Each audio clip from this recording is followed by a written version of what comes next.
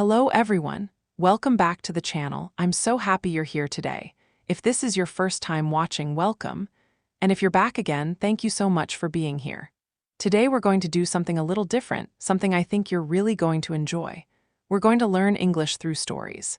Real stories about real people, everyday situations, and conversations that happen all the time in English-speaking countries.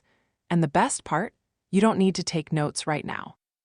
Just listen, relax, and let the English flow into your ears naturally. Are you ready? Let's begin. I want to tell you about my friend Sarah. Sarah is 28 years old, and she lives in a small apartment in Portland, Oregon. Portland is a beautiful city in the northwest part of the United States. It has lots of trees, coffee shops, and friendly people. Sarah works as a graphic designer, which means she creates art and designs for websites and advertisements on her computer. But this story isn't really about her job. It's about one very interesting week in her life, a week that changed everything. It all started on a Monday morning. Sarah woke up at 7 o'clock, just like she does every weekday. She opened her eyes slowly and looked at the ceiling. The sun was coming through her bedroom window, making beautiful patterns on the wall. She could hear birds singing outside. It was going to be a good day, she thought. She stretched her arms above her head and yawned. Then she got out of bed and walked to the bathroom. In the bathroom, Sarah looked at herself in the mirror. Her brown hair was messy from sleeping. She had little lines under her eyes because she stayed up too late the night before, watching her favorite TV show. She smiled at herself and said, "Good morning, Sarah. You can do this. It's just Monday. You've got this." She always talked to herself in the mirror. It made her feel more confident and ready for the day. After brushing her teeth and washing her face, Sarah went to the kitchen to make breakfast. Her kitchen was small but cozy. She had yellow curtains on the window and plants on the counter. She loved plants. They made her apartment feel alive. She opened the refrigerator and looked inside. There were eggs, milk, bread, some vegetables, and leftover pizza from the weekend. She decided to make scrambled eggs and toast. Simple, but delicious. While the eggs were cooking, Sarah's phone buzzed on the counter. It was a text. Message from her best friend, Emily. The message said, "Hey, are you free for coffee this afternoon? I have something exciting to tell you." Sarah smiled. Emily always had something exciting to share. Last month, it was about a new job. The month before that, it was about a trip to Mexico. Emily was the kind of person who made life feel like an adventure. Sarah typed back, "Yes, let's meet at our usual place at 3. Can't wait to hear your news." She put the phone down and finished making her breakfast. The eggs smelled wonderful. She put everything on a plate, poured herself a cup of coffee, and sat down at her small kitchen table. She looked out the window while she ate. She could see the street below, people walking their dogs, cars driving by, someone jogging with headphones in their ears. Life was happening all around her, and she felt grateful to be part of it. At 8:30, Sarah started getting ready for work. She worked from home most days, which was really convenient. She didn't have to drive anywhere or sit in traffic. She could work in comfortable clothes and take breaks whenever she wanted. But it also meant she had to be very disciplined. It was easy to get distracted at home, to watch TV or look at social media instead of working. So Sarah had a routine. She would get dressed, even though she wasn't going anywhere, because it helped her brain switch into work mode. She would set up her desk, open her computer, and start working by 9 o'clock every morning. Today, Sarah had a big project to work on. A client wanted her to design a new logo for their coffee company. They wanted something modern and clean, but also warm and friendly. It was a challenge, but Sarah loved challenges. She opened her design software and started sketching ideas. She drew circles and lines, experimented with different fonts and colors. Hours passed without her even noticing. That's what happened when she was really focused on something she enjoyed. Time just disappeared. At noon, Sarah's stomach started growling. She realized she hadn't eaten anything since breakfast. She closed her computer and went to the kitchen to make lunch. She decided to make a sandwich with turkey, cheese, lettuce, and tomato. She also cut up an apple and grabbed a handful of chips. She brought everything back to her desk because she wanted to watch a video while she ate. She found a funny video about cats and laughed while she chewed her sandwich. Sometimes the little things, like funny video and a good sandwich, could make a whole day better. After lunch, Sarah worked for another hour, and then it was time to get ready to meet Emily. She changed into jeans and a sweater, brushed her hair, and put on a little makeup. She didn't wear makeup every day, but she liked to look nice when she met her friends. She grabbed her purse and her keys and headed out the door. The coffee shop where Sarah and Emily always met was called the Daily Grind. It was about a 10-minute walk from Sarah's apartment. She loved walking there because the neighborhood was so pretty. There were tall trees lining the streets, old houses with colorful doors, and little gardens full of flowers. As she walked, she thought about what Emily's exciting news could be. Maybe she was getting married? No, Emily wasn't dating anyone right now. Maybe she was moving to a new city, or maybe she won the lottery. Sarah laughed to herself. She would find out soon enough.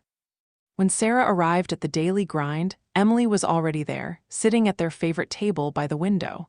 Emily had bright red hair and freckles all over her face. She was wearing a green jacket and big hoop earrings. When she saw Sarah, she jumped up and gave her a huge hug.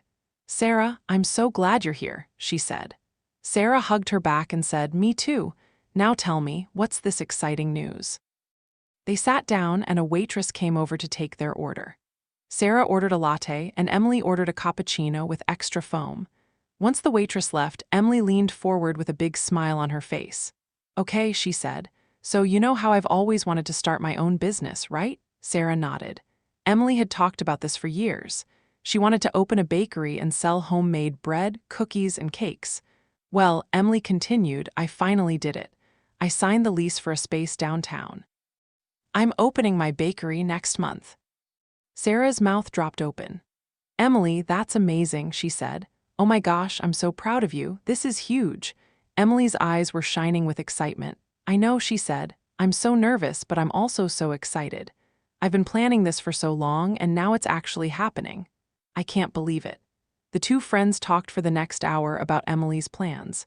She showed Sarah pictures of the space, talked about what kind of pastries she wanted to make, and asked Sarah if she could design the logo and the menu. "Of course," Sarah said, "I would love to help you. This is going to be incredible." As they talked, Sarah felt inspired. Watching her friend follow her dreams made Sarah think about her own life. Was she following her dreams? She loved her job, but was there something more she wanted to do? She made a mental note to think about this later. For now, she just wanted to celebrate with Emily. They ordered more coffee and a slice of chocolate cake to share. They laughed and talked until the sun started to set and the coffee shop began to fill up with the evening crowd. When Sarah finally walked home that evening, she felt different somehow. Lighter, hopeful. Seeing Emily so happy and brave reminded her that life was full of possibilities. Anything could happen, you just had to be brave enough to try. When she got home, she made herself a simple dinner, pasta with tomato sauce and a salad, and then she sat on her couch with a notebook. She started writing down her own dreams and goals. What did she really want? What would make her happy? She wrote, "I want to travel more. I want to visit Italy and see the art and eat real Italian food. I want to improve my design skills and maybe take an online course. I want to be healthier, maybe start running or doing yoga. I want to read more books and spend less time on my phone. I want to be braver like Emily." As she wrote, she felt a sense of clarity. These weren't just wishes. These were things she could actually do. She just had to start. The next morning, Tuesday, Sarah woke up feeling energized. She decided to start right away with one of her goals. She put on workout clothes and went for a run around her neighborhood. She hadn't run in months, and it was hard. Her legs felt heavy, and she got out of breath quickly, but she kept going. She ran for 20 minutes, and by the end, she felt proud of herself. It was a small step, but it was a start. The rest of the week continued in a similar way. Every day, Sarah tried to do something that moved her closer to her goals. On Wednesday, she researched online design courses and signed up for one that looked interesting. On Thursday, she called her mom and asked about her family's trip to Italy years ago. Her mom was so happy to talk about it and gave Sarah lots of advice about where to go and what to see.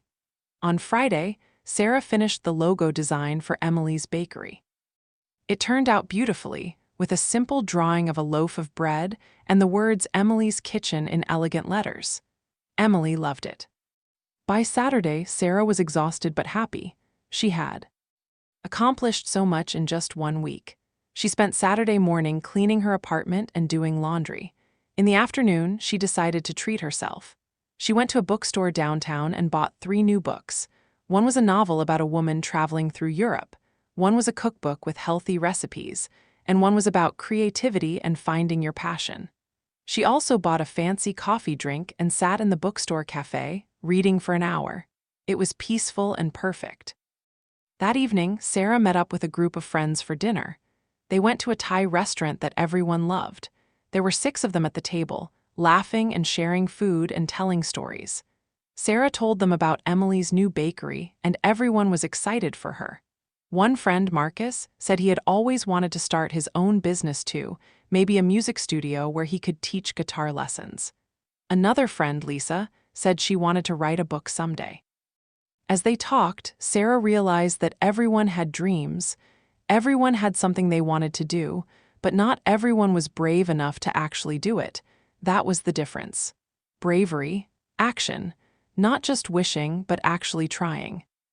On Sunday, Sarah's week of inspiration came full circle. She woke up late, around 9 o'clock, and made herself a big breakfast: pancakes with blueberries, bacon, and fresh orange juice. She ate slowly and enjoyed every bite. Then she sat down at her desk and opened her notebook again. She looked at the list of goals she had written on Monday night. She had already started working on all of them. She had gone running. She had signed up for the design course. She had talked to her mom about Italy. She had helped Emily with the logo. She had bought books to read. She was doing it. She was actually doing it. Sarah felt a wave of pride and happiness wash over her. This was what life was about. Not waiting for the perfect moment. Not waiting until you felt ready, but just starting, just trying, just taking one small step at a time. She thought about Emily again, how Emily had been scared but did it anyway. How Emily signed that lease and decided to open her bakery, even though it was risky and uncertain. That was real courage. And Sarah wanted to have that kind of courage too. She picked up her pen and wrote one more thing in her notebook. She wrote, "I will not wait for someday. I will start today, every day. Because life is happening right now, and I want to live it fully." She underlined the words and closed the notebook. Then she smiled to herself and stood up. She walked to the window and looked outside. The sun was shining. The trees were swaying in the wind. People were walking by, living their lives, chasing their dreams. And Sarah decided, right then and there, that she would chase hers too. Not tomorrow, not next week, not next year, but today, starting now. She didn't know exactly what would happen. She didn't know if she would actually make it to Italy, or if she would become a better designer, or if she would stick with running. But she knew one thing for sure: she was going to try, and trying was everything. Now let me tell you something important about this story. This story about Sarah is not just a story, it's a lesson about life, about courage, about making changes. You see, many of us, maybe you too, we have dreams, we have things we want to do, places we want to go, people we want to become. But often we don't start, we wait, we think maybe tomorrow, maybe next month, maybe when I have more money or more time or more confidence. But here's the truth: there is no perfect time. The perfect time is now, today, this moment. Sarah's story teaches us that small steps matter. You don't have to change your whole life in one day. You don't have to quit your job or move to a new country or do something huge and scary. You just have to do one small thing. Go for a run, make a phone call, buy a book, sign up for a class, help a friend, write down your goals. These small actions add up. They create momentum. And before you know it, you're living differently. You're moving forward. Another lesson from Sarah's story is about the power of friendship. Emily inspired Sarah just by being brave and following her own dream. Sometimes we need to see other people doing something before we believe we can do it too. That's why it's so important to surround yourself with positive, ambitious, courageous people. Their energy is contagious. Their bravery gives you bravery. And your bravery, in turn, might inspire someone else. It's a beautiful cycle. Let me also talk about fear for a moment. Fear is normal. Everyone feels fear when they're about to do something new or challenging. Emily was scared to open her bakery. Sarah was nervous about starting to run again and making changes in her life, but they didn't let fear stop them. They felt the fear and did it anyway. That's what courage really is. It's not the absence of fear, it's action in the presence of fear. Remember that. When you feel scared about something you want to do, that's okay. Feel the fear, acknowledge it, and then do it anyway. I also want to talk about the importance of celebrating small wins. Sarah celebrated by buying books and having coffee at the bookstore. She celebrated by having dinner with friends. She didn't wait until she achieved something huge to feel proud of herself. She felt proud of the small steps. This is so important. We live in a world that often tells us we're not enough until we reach some big goal. But that's not true. You are enough right now. And every small step you take deserves to be celebrated. Did you study English for 30 minutes today? Celebrate it. Did you cook a healthy meal? Celebrate it. Did you wake up early and go for a walk? Celebrate it. These things matter, you matter. Now let's talk about learning English through stories like this one. Why is this method so effective? Well, when you listen to stories, your brain is engaged in a different way than when you just study grammar rules or memorize vocabulary lists. Stories have characters, emotions, and situations. They have a beginning, a middle, and an end. Your brain loves this structure. It helps you remember the language better because the words are connected to meaning, to emotion, to context. When you hear the phrase, "She opened the refrigerator and looked inside," you can picture it in your mind. You understand it not just as words, but as an action, a moment in someone's life. Stories also expose you to natural English, the way people actually speak and think. In this story, you heard everyday vocabulary like scrambled eggs, coffee shop, graphic designer, text message, and ran for 20 minutes. You heard common phrases like, "You've got this, can't wait, and I'm so proud of you." These are expressions that native speakers use all the time. By hearing them in context, in a story, you learn not just what they mean, but when and how to use them. That's powerful. Another benefit of learning through stories is that you get to practice your listening skills in a relaxed way. You're not being tested. You're not under pressure. You're just listening and enjoying. And when you enjoy something, you learn better. Your brain is open and receptive. You absorb the language naturally, almost without trying. This is how children learn their first language. They listen to stories, they watch and listen to the people around them, and slowly, naturally, they begin to understand and speak. You can learn a second language the same way. Let me give you some tips for using stories to improve your English. First, listen multiple times. The first time you listen to a story, just try to understand the main idea. Who are the characters? What happens? Don't worry if you don't understand every single word. The second time you listen, try to catch more details. What did Sarah eat for breakfast? What time did she meet Emily? The third time, focus on the language itself. Notice the phrases, the grammar, the pronunciation. Listen to how sentences are structured. Listen to the rhythm and intonation. Each time you listen, you'll understand more and learn more. Second, try to summarize the story in your own words after you listen. You can do this out loud or write it down. Summarizing helps you process what you heard and practice using the language yourself. You might say something like, "Sarah is a designer who lives in Portland. Her friend Emily is opening a bakery. Sarah decided to start working on her own goals too." See? You're using English to talk about English. That's fantastic practice. Third, look up words or phrases that you don't understand, but don't stop the story every 2 seconds. Make a note of the words and look them up later. Then listen to the story again with your new knowledge. You'll be amazed at how much more you understand. And don't feel bad if there are words you don't know. Even native speakers don't know every word in English. Language learning is a lifelong journey. Be patient with yourself. Fourth, try to use the new words and phrases you learn in your own life. If you learn the phrase, "I can't wait," try using it the next time you're excited about something. If you learn the word cozy, use it to describe your bedroom or your favorite cafe. The more you use the language, the more natural it becomes. It moves from your passive vocabulary, words you understand when you hear them, to your active vocabulary, words you can use yourself in conversation. That's the goal. Now, I want to share a little bit about why I love teaching English through stories. I've been teaching English for many years, and I've tried many different methods. Grammar lessons, vocabulary drills, textbook exercises. And yes, those things have their place. They're important for building a strong foundation. But I've found that students make the most progress and have the most fun when they're learning through real content. Stories, conversations, real-life situations. Because that's what language is for. It's not just a set of rules. It's a tool for communication, for connection, for understanding each other and the world around us. When you learn English through stories, you're not just learning words and grammar. You're learning about culture, about how people think and live in English-speaking countries. You're learning about values, traditions, daily routines, social interactions. All of these things are embedded in language. For example, in Sarah's story, you learned that it's common in American culture to text your friends to make plans. You learned that people often meet at coffee shops to catch up. You learned that it's normal to work from home and to have a morning routine.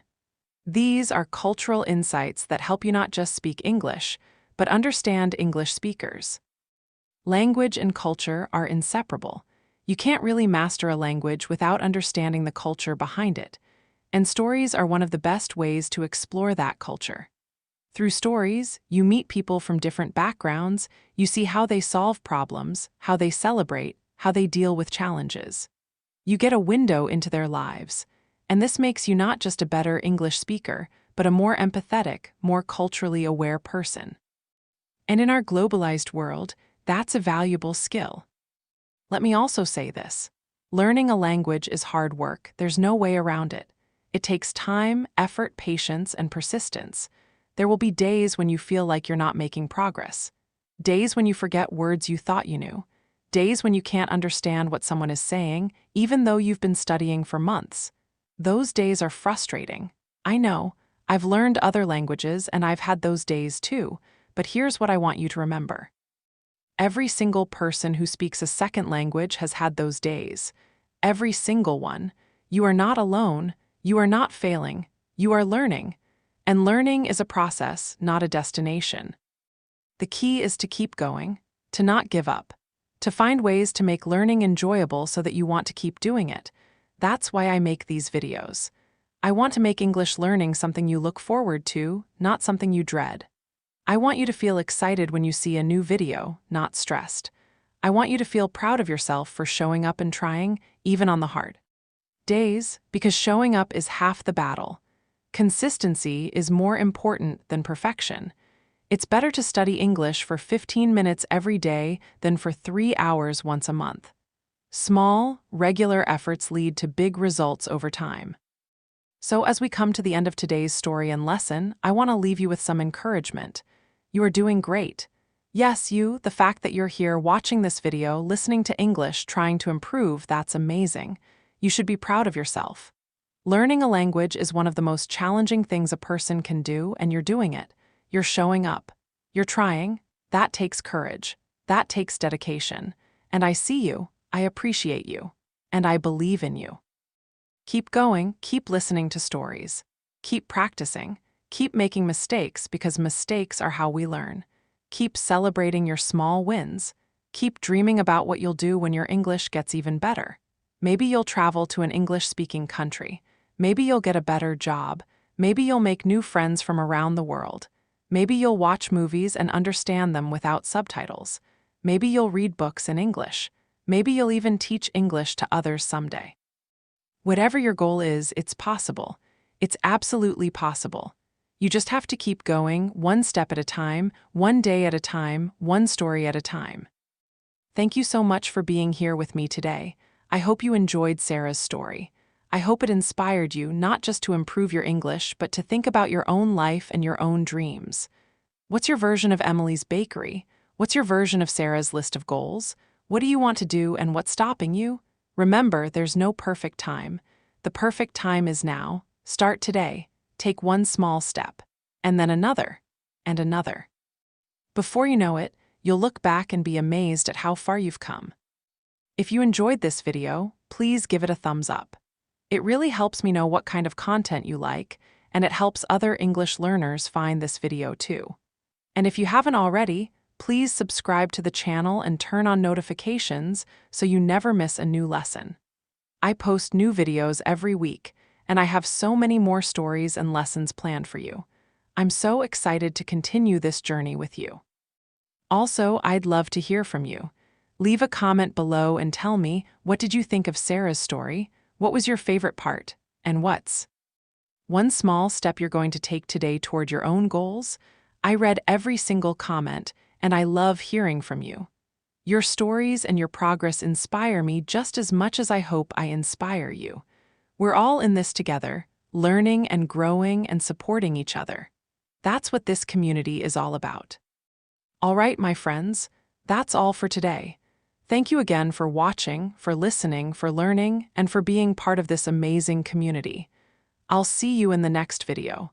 Until then, keep practicing, keep believing in yourself, and remember, you've got this. Take care and goodbye.